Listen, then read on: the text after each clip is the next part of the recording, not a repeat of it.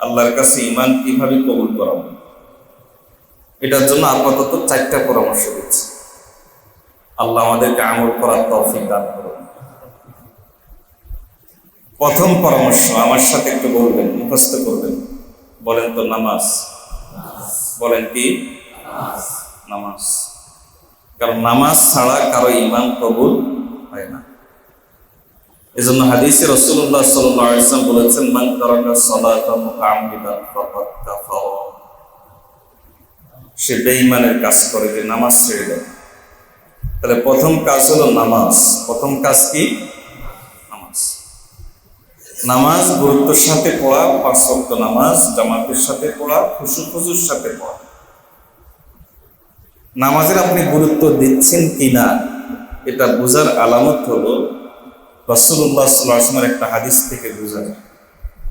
নবী সাল্লাল্লাহু আলাইহি ওয়াসাল্লাম বলেন, আলা আদুল্লুকুম ইলা আমালিন মা ইয়ামহুল্লাহু বিহিল খাতায়া ওয়া ইয়ারফাউ বিহিদ দারাজাত। ক্বালু বালা ইয়া রাসূলুল্লাহ।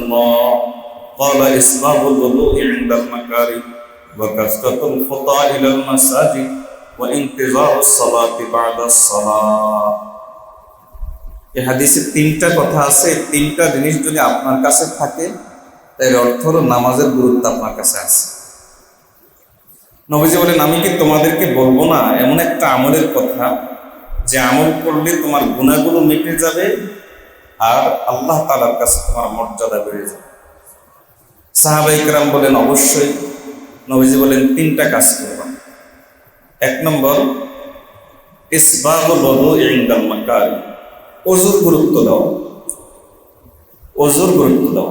ওযু একজন হাদিসে এসেছে, রাসূলুল্লাহ সাল্লাল্লাহু আলাইহি ওয়াসাল্লাম বলেন যে লা ইউহাফিযুল wudu'a ইল্লাল মুমিন।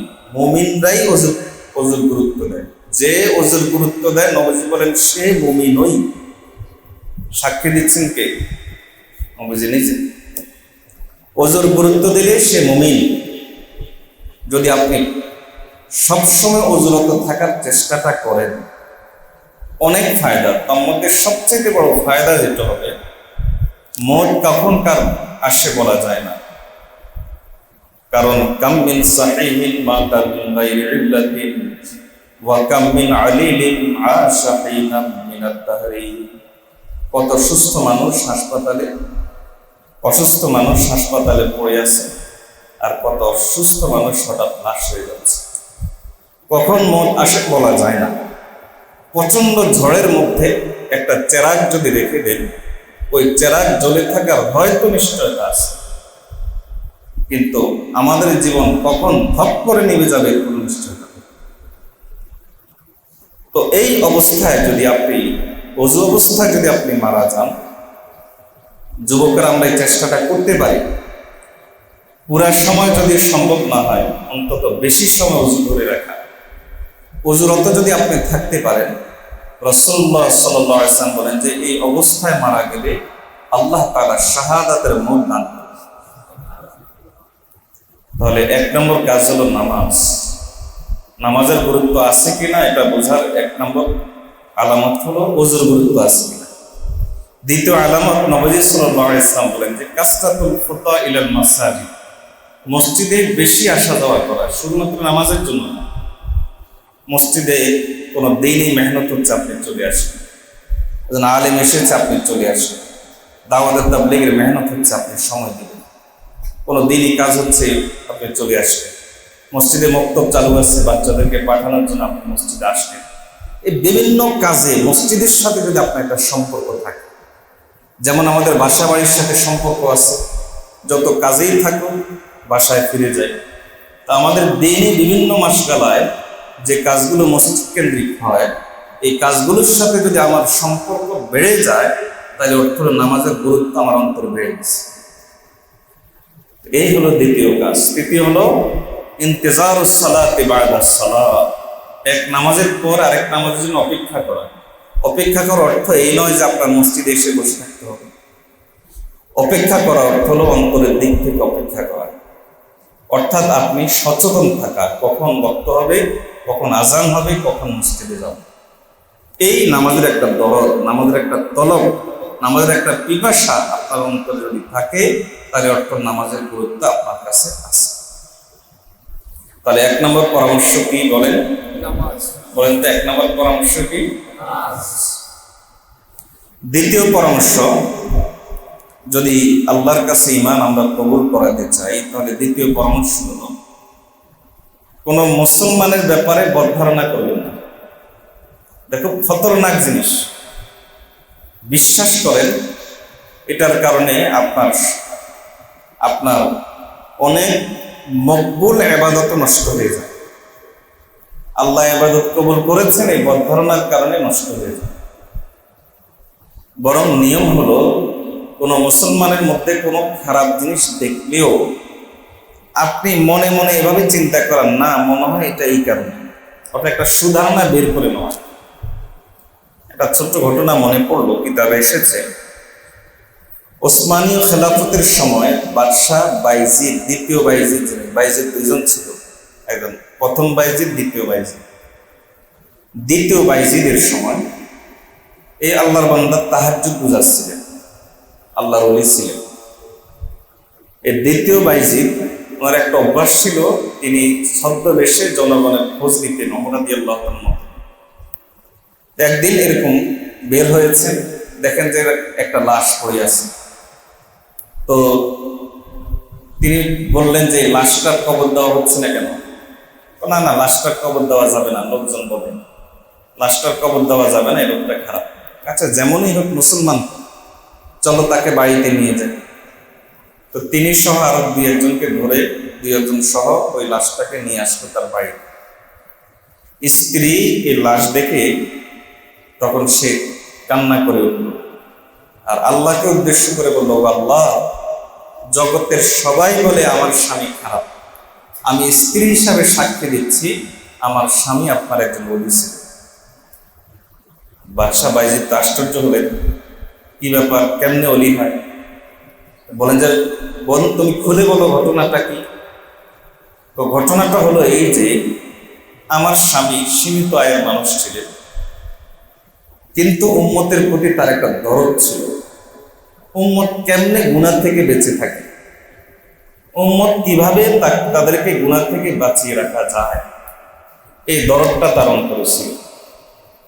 যার কারণে আমার স্বামী করত কি, আমার স্বামী সরাসরি মদ বিক্রির ক্ষেত্রে বাধা দেওয়ার মত তার সে সামর্থ্য ছিল না। তিনি কিছু টাকা জমা করে কিছু মদের বোতল কিনে আনতেন, কিনে এনে তারপরে বাড়ির উঠানের মধ্যে রেখে এগুলো একটা একটা করে ভাঙতেন, আর আল্লাহকে বলতেন, ও আল্লাহ, আপনার বান্দাদেরকে গুনাহ থেকে ফেরানোর সামর্থ্য আমার কাছে এতটুকু ছিল, আর বেশি সামর্থ্য আমার কাছে ছিল না। এজন্য হে আল্লাহ, আপনি আমার এই আমল কবুল করে নেন। টাকা যদি একটু বেশি জমতো, তখন যেই মহিলা খারাপ প্রসিদ্ধ তার কাছে যেতেন, দরজার বাইরে থেকে তার সাথে কথা বলে চুক্তি করতেন যে আজকের রাত তোমার সাথে আমার চুক্তি, কত টাকা, এত টাকা। এরপরে দরজার নিচ দিয়ে টাকাটা দিয়ে দিতেন। এরপরে মহিলাকে উদ্দেশ্য করে বলতেন, আজকের রাতে আমি, যেহেতু তোমার থেকে আমি এটা খরিদ করে নিয়েছি, আজকের রাতটা আমি তোমার এই বাসার সামনে জানামাজ বিছালাম, সারা রাত আমি তোমার হেদায়েতের জন্য আল্লাহর কাছে দোয়া করি, সারা রাত আমি তোমার জন্য আল্লাহর কাছে দোয়া করি। তুমি আজকের রাতে কোনো কাস্টমার নিতে পারবা না, আপনি দয়া করে আমার আমলটা কবুল করেন। এজন্য আমি বলি, আমার স্বামী আল্লাহর একজন ওলি। তো ভাই, কার ব্যাপারে বদ ধারণা করে? বাহ্যিক কোনো বিষয় দেখেই কারো ব্যাপারে বদ ধারণা করে। হাফিজ ইবনে হাজার আসকালানী রাহমাতুল্লাহ একটা ঘটনা লিখেছেন। সহিহ বুখারীর সবচেয়ে বড় ব্যাখ্যাকার হাফিজ ইবনে হাজার আসকালানী রাহমাতুল্লাহ, তিনি বলেন যে আমরা অনেক সময় উলামা ইকরামের ব্যাপারেও বদ ধারণা করি। একটা জিনিস মনে রাখবেন যে উলামা ইকরামের ব্যাপারে বদ ধারণা, এটা হলো বিষ তুল্য। ইবনে হাজার, ইবনুল আসাকির রাহিমাহুল্লাহ বলেন, এটা হলো বিষ তুল্য। যে একবার খায় তার ঈমানের মৃত্যু ঘটেই ঘটে। আল্লাহর কাছে পানাহ চাই। তিনি বলেন যে যে একবার এই বিষটা খায় তার ঈমানের মৃত্যু ঘটেই ঘটে। ইবনু হাজার আসকালানী রহমতুল্লাহ আলাইহির সময়ে ইবনু হাজার আসকালানী রহমতুল্লাহ লেখেন যে একজন শাসক ছিল, সে ছিল জালিম। তো ওই যুগের একজন বড় আলেমকে ধরে এনে তাকে বললেন যে তুমি আমার ব্যাপারে একটা ফতোয়া দাও। যেই ফতোয়া দেওয়ার জন্য তাকে বলা হয়েছে এই ফতোয়া শরীয়তের অনুযায়ী হচ্ছে না, এজন্য তিনি বলেন যে না, আমি এই ফতোয়া দিতে পারবো না। তুমি আমাকে ফতোয়া না দাও তাহলে তোমাকে আমি ফাঁসির কাস্টে ঝুলাবো, যেটাই করেন আমি এই ফতোয়া দিতে পারবো না। যাই হোক, ঘটনা খুব সংক্ষেপে বলি, আর একটু বড় ঘটনা। এরপরে কাজী ওই ওরা আলেমকে ছেড়ে দিল, বলে আচ্ছা ঠিক আছে আমি দেখিনি। এবার কাজী সাহেবকে ডেকে বললেন যে আপনি তার বিরুদ্ধে একটা ফয়সালা দেন, এমন একটা ফয়সালা দেন যার কারণে তার ফাঁসির রায়। কাজী বলে আমি এটা পারবো না। না, ওই আলেমের বিরুদ্ধে আপনার একটা ফয়সালা দিতে হবে যেন আপনার ফাঁসি দাও। বলে আমি এটা পারবো না। কাজীও আলেম ছিলেন। যদি এটা না পারেন তাহলে আপনার অন্তত একটা কাজ করতে হবে। বলে কি? আপনার কাজ করতে হবে সকলের সামনে আলেমকে দুটা থাপ্পড় দিতে হবে, তাহলে আমি আপনাকেও মাফ করব, তোমাকেও মাফ করব, ওই আলেমকেও ছেড়ে দিই। কাজী সাহেব চিন্তা করলেন যে একজন বড় আলেমের জান বাঁচানোর জন্য হলে এতটুকু করে, তো তিনি সকলের সামনে তাকে বেইজ্জত করলেন, থাপ্পড় দিলেন। জগতের সবাই দেখলো এক আলেম আরেক আলেমকে থাপ্পড় দিচ্ছে, ভিতরে কি ঘটেছে এটা তো জানে না। তো আলেম ওলামা অনেক সময় হিকমতের কারণে, বিভিন্ন কারণে অনেক সময় অনেক এরকম সিদ্ধান্ত নেন, কারণ আলেম ওলামার সামনে থাকে গোটা উম্মাহ, আর আপনার সামনে হয়তো থাকে একজন ব্যক্তি, আপনার সামনে থাকে হয়তো একজন পরিবার, একটা পরিবার। কিন্তু আলেম ওলামা যারা, যিনি যত বড় আলেম হন তার সামনে উম্মতের তত বড় শ্রেণী থাকে, তত বড় দল থাকে, তার ফিকির তত উঁচা থাকে। এজন্য তিনি ওইভাবে চিন্তা করেন। তা আপনি একটা বাহ্যিক জিনিস দেখেই বদধারণা করতে পারেন না। বদধারণা করেছেন এর অর্থ হলো আল্লাহ আপনার ঈমান কবুল করছেন না, এটার একটা আলামত। আল্লাহর কাছে পানাহ চাই এরকম কাজ না করে। এজন্য দ্বিতীয় কাজ হলো বদধারণা থেকে বেঁচে থাকা। পারবো তো ইনশাআল্লাহ? তাহলে প্রথম কাজ কি বলেন? নামাজ। দ্বিতীয় কাজ বদধারণা থেকে। তৃতীয় কাজ হলো জিকিরের অভ্যাস করা। জিকিরের সাথে ঈমানের এক গভীর সম্পর্ক রয়েছে। लब में हरदम जिक्र भी हो, दिल में हरदम फिक्र भी हो, फिर तो बिल्कुल रास्ता है साफता बारिशा। জবানে যদি জিকির থাকে, অন্তরে যদি ফিকির থাকে, তাহলে আল্লাহ পর্যন্ত পৌঁছার রাস্তা আপনার জন্য পরিষ্কার। জিকির। চতুর্থ কাজ, এই চতুর্থ কাজ হলো একজন হক্কানি আল্লাহওয়ালা আলেমের পরামর্শ মেনে নিজের জীবন পরিচালনা করা।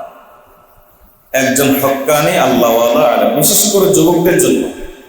হাসান বসরি রাহিমাহুল্লাহ কি বলেন জানেন?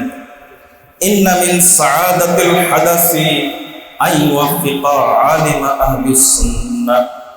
হাসান বসরি রাহমাতুল্লাহ আলাইহি বলেন যে যৌবন তারুণ্যের সবচাইতে বড় সৌভাগ্য এটা নয় আমি এত কাজ করছি, আমি এই কাজ করছি, আমি ওই কাজ করছি, আমি এই জিনিসটা আমি এই গেইনার হয়ে গেছি, বা এই জিনিসটা আমি সফল হয়ে গেছি।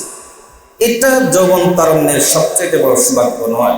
এত টাকা কামাই করছি, এত আমার অ্যাক্টিভিটিস ছিল, এগুলো বড় সৌভাগ্য নয়। তিনি বলেন একজন যুবকের সবচাইতে বড় সৌভাগ্যের বিষয় হলো যুবক বয়সে একজন আল্লাহওয়ালা রাসূল হওয়া। এটা তার জীবনের সবচাইতে বড় সৌভাগ্য। ইন্না মিন সাআদাতিল হাদাস, তারুণ্যের বড় সৌভাগ্য, যৌবনের সবচেয়ে বড় সৌভাগ্য হলো আল্লাহওয়ালা সাহবত হওয়া। দমকে দমে কলবে নূরানি হুই মর্দ হক সে মিলতে হাক্কা। আপনি আহলুল্লাহর সহবতে যত আসবেন, আল্লাহ তাআলা আপনাকে তত বসিরত দান করবেন, দূরদৃষ্টি দান করবেন, হিকমত দান করবেন। আল্লাহ আপনার ঈমান তত বেশি কবুল করে নেবেন। আল্লাহ আপনার কথায় বরকত দিয়ে দিবেন, কাজে বরকত দিয়ে দিবেন, আল্লাহ আপনার জীবনে বরকত দিয়ে দিবেন। আল্লাহ তার নূরের ভিতরে আপনাকে ডুবাইয়া দেবেন। এজন্য এই চারটা পরামর্শ মেনে আমরা জীবনটাকে পরিচালনা করার চেষ্টা করবো তো ইনশাআল্লাহ। পরে 1 নম্বর পরামর্শ কি বলেছি, 2 নম্বর বদধারণা না করা, 3 নম্বর জিকির অভ্যাস করা, 2 মিনিটের জন্য হলো জিকির করবো, 4 নম্বর আল্লাহ ওয়ালাদের সোহবত। এই 4টা কাজ আপনি করতে পারলে আল্লাহ ঈমান কবুল করে নেবেন। 1 মিনিটে পুরো আলোচনার সার বলে দিচ্ছি যেন মনে রাখতে পারেন। আমি বলেছিলাম যে আমি তো আমাকে ইমানদার মনে করি, মানুষ ইমানদার মনে করে, এটা বড় বিষয় নয়। বড় বিষয় হলো যার জন্য আমার ঈমান, তিনি আমাকে ইমানদার মনে করেন কিনা, এটা হলো মূল বিষয়। আর একজন মানুষের ঈমান আল্লাহর কাছে গ্রহণযোগ্য হচ্ছে কিনা, এই প্রশ্নের উত্তরে ইমাম গাজ্জালী রাহমাতুল্লাহ লেখেন, দেখার বিষয় হলো যে সে যদি অন্যের দোষের ব্যাপারে চক্ষুষ্মান হয় আর নিজের দোষের ব্যাপারে অন্ধ হয়, তাহলে এর অর্থ হলো আল্লাহ তার ঈমান গ্রহণ করে নিচ্ছেন না, আল্লাহ তার ঈমান গ্রহণ করে নিচ্ছেন। আল্লাহর কাছে ঈমান গ্রহণ করার জন্য অনেক পরামর্শ আছে, তার মধ্যে থেকে আজকে 4টা পরামর্শ ছোট্ট করে দিয়েছি। এবার বাকিটা আপনারা বলেন। প্রথম পরামর্শ, দ্বিতীয় পরামর্শ, তৃতীয় পরামর্শ, চতুর্থ পরামর্শ। আমিও দোয়া চাই আল্লাহ যেন আমাকেও এই 4টা পরামর্শ মেনে চলার তৌফিক দান করেন। আপনাদের জন্য দোয়া করি।